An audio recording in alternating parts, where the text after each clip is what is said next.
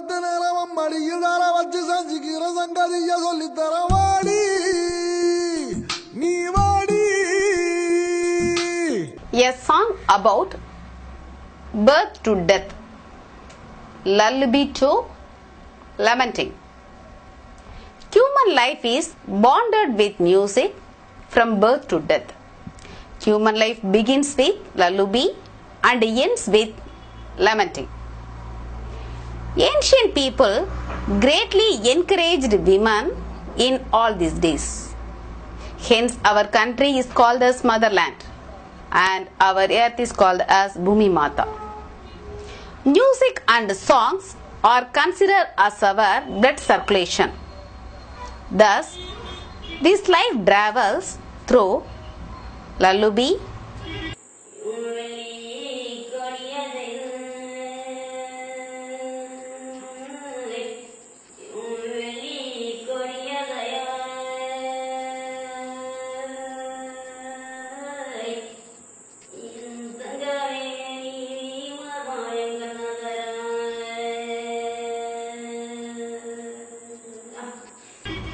childhood,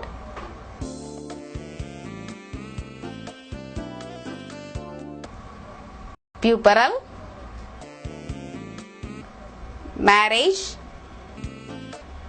bangle ceremony, family life and lamenting. Growth of the folk songs. These songs are not based on practice.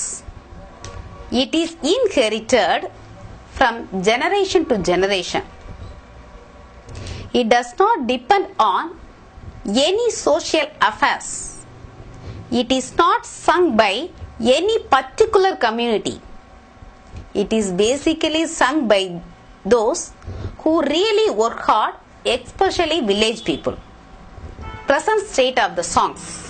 Nowadays, the folk songs are welcomed only by the village people and it has no popularity among the urban people. Future situation. It explains the life of the village people and their customs and traditions. It can be further improved by choosing the youngsters and guiding them about the art. By teaching these folk songs to the youngsters, we can avoid extinction of the art. Origin of the folk songs. Folk songs mostly rely on the life of the poor people and as because our lifestyle has changed. Folk songs are used as relaxational songs. For example, Tannane songs.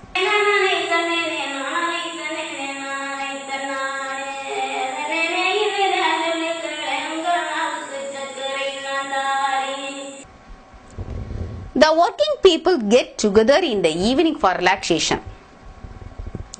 They watch and enjoy the record dances in the evening. These dances express the life experience of the poor people.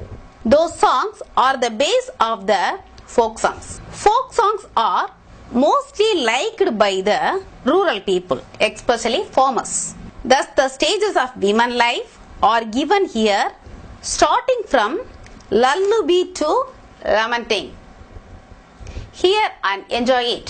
மாமங்கருத்திருச்சே மஞ்சவையில் அடிச்சிருச்சே மாமனுக்கு சொல்லுங்கடி மஞ்ச வரும் நேரமாடி தானே தன்னானே தானே தானே தன்னானே தானே தன்னானே தானே தானே தன்னானே. மாமங்கருத்திருச்சே மஞ்சவையில் அடிச்சிருச்சே மாமனுக்கு சொல்லுங்கடி மஞ்ச வரும் நேரமாடி தானே தன்னானே தானே தானே தன்னானே தானே தன்னானே தானே தானே தன்னானே. வெக்க வந்து கூடுமாடி அக்கம் பக்கம் பேசுமாடி வாசலுக்கு கோலமாடி வளைய சத்தம் கேட்குமாடி தானே தன்னானே தானே தானே தன்னானே ஹே தானே தன்னானே தானே தானே தன்னானே.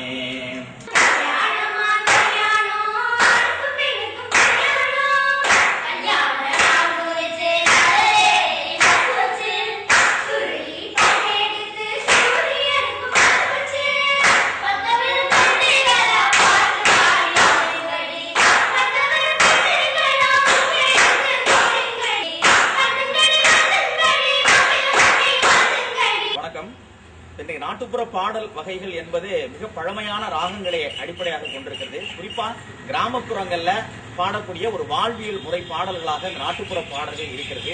அதை தொன்றுதட்டு யாரும் இதற்காக பயிற்சி அளிக்கவில்லை என்றாலும் கூட கிராமங்களிலே எங்களது பாட்டி, எனது அம்மாவிற்கு அம்மா என்று சொல்லக்கூடிய முன்னோர்கள் எல்லாம் தாலாட்டு, ஒப்பாரி என்று நமது கோயில் வைபவங்கள் எல்லாம் பல்வேறு பாடல்களை பாடக்கூடிய நிலை இருந்தது. இன்றைக்கு வளர்ச்சியில் அந்த போன்ற பாடல்கள் எல்லாம் அதிக பெரும்பாலும் பாடுவது கிடையாது. இருந்தாலும் என்னை போன்ற இளைஞர்கள் எல்லாம் இந்த நாட்டுப்புற கலை மீது, இந்த பாடல்கள் மீது கொண்ட ஆர்வத்தால் இன்றைக்கு தமிழகம் முழுவதும் குறிப்பிட்ட கிராம பகுதிகளிலே நடக்கக்கூடிய திருவிழாக்கள் அல்லது இது போன்ற குடும்ப விழாக்களில் எல்லாம் இந்த நாட்டுப்புற பாடல்களை பாடுவதில் நாங்கள் மிக மகிழ்ச்சி அடைகிறோம். ஏனென்று கேட்டால் இந்த நாட்டுப்புற பாடல்களே யாரும் குருவாக இருந்து சொல்லிக் கொடுப்பது கிடையாது. ஆனாலும் கூட எங்களது அம்மா, எனது முன்னோர்கள் பாடிய பாடல்களை தானாகவே கேட்டு அந்த பாடல்களை இன்றைக்கு நாங்கள் உருவாக்கி பாடுவதிலே ரொம்ப மகிழ்ச்சியோடு இருக்கிறது. அந்த வகையில கூட நான் கூட அந்த நாட்டுப்புற பாடல் மீது கொண்ட மோகத்தால் சில பாடல்களை நான் பாடி இருக்கிறேன். மஞ்சு விரட்டா நெஞ்சுக்குள்ள நினைவு விரட்டுது, ஊர்மன் வாசம் தாய்ப்பாலா மணமணக்குது. அட மஞ்சு விரட்டா நெஞ்சுக்குள்ள நினைவு விரட்டுது, ஊர்மன் வாசம் தாய்ப்பாலா மணமணக்குது. கஞ்சி கூட தூக்கும் போது போட்டு உடைஞ்சதும், கஞ்சி கூட தூக்கும் போது போட்டு உடைஞ்சதும், ஒரு ஊனாங்கொடி ஊஞ்சல் கட்டி அருந்து விழுந்ததும். அட மஞ்சு விரட்டா நெஞ்சுக்குள்ள நினைவு விரட்டுது, ஊர்மன் வாசம் தாய்ப்பாலா மணமணக்குது, ஊர்மன் வாசம் தாய்ப்பாலா மணமணக்குது. அத்தனை பேருக்கும் எங்களது நாட்டுப்புற கலைஞர்கள் சார்பாக நெஞ்சார்ந்த நன்றியும் வணக்கத்தையும் தெரிவித்துக் கொள்கிறோம். நன்றி, வணக்கம். சார், இப்போ உள்ள காலத்துல எல்லாம் எல்லாரும் சினிமா துறையை வந்து தேர்ந்தெடுத்திருக்காங்க. நீங்க ஏன் கிராமிய துறையை தேர்ந்தெடுத்திருக்கீங்க?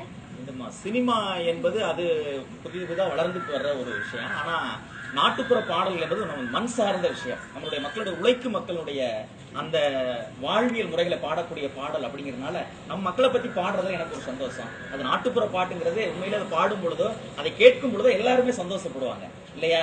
அதனால இந்த பாடல் வந்து பாடுறது நான் தேர்ந்தெடுத்தேன். இந்த நாட்டுப்புற பாடல் உங்களுக்கு ஏன் ரொம்ப